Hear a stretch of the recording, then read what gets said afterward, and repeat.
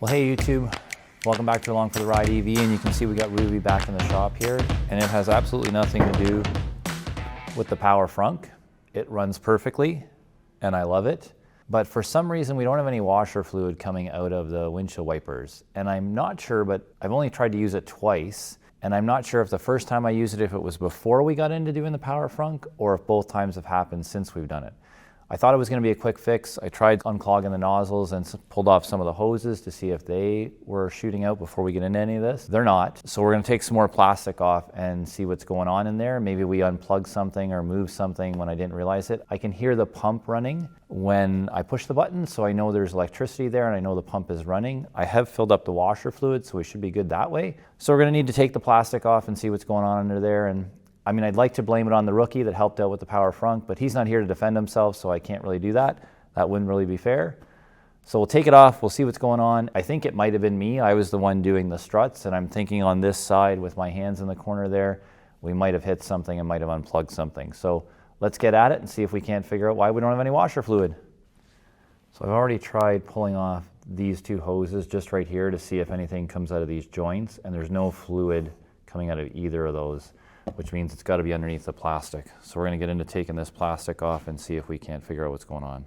Again, there's a real benefit to having a warm space like this to be able to do this, because all the plastic is warmed up. And when the plastic is warmed up, I don't have to worry about it cracking or breaking.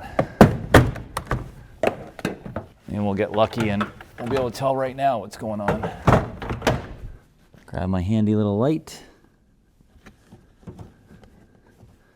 So that's going under there. Ooh, I don't really want to have to take that off. Oh, I see what the problem is right here. I know exactly what the problem is. I think this is the windshield washer line, and look what I found. So we pinched it underneath the HEPA filter bracket. So it's probably just pumping it full behind there and getting stuck.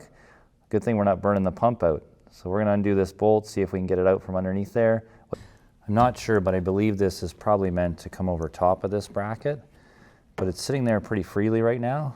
Let's close the frunk and see if we can get some washer fluid going. Inside the vehicle here, in the windshield washer, there's the fluid. She works. Yep, we're good. Simple fix. Short little video, there we go.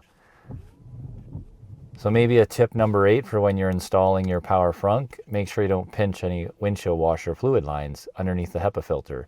And don't do that when you're changing your HEPA filter either.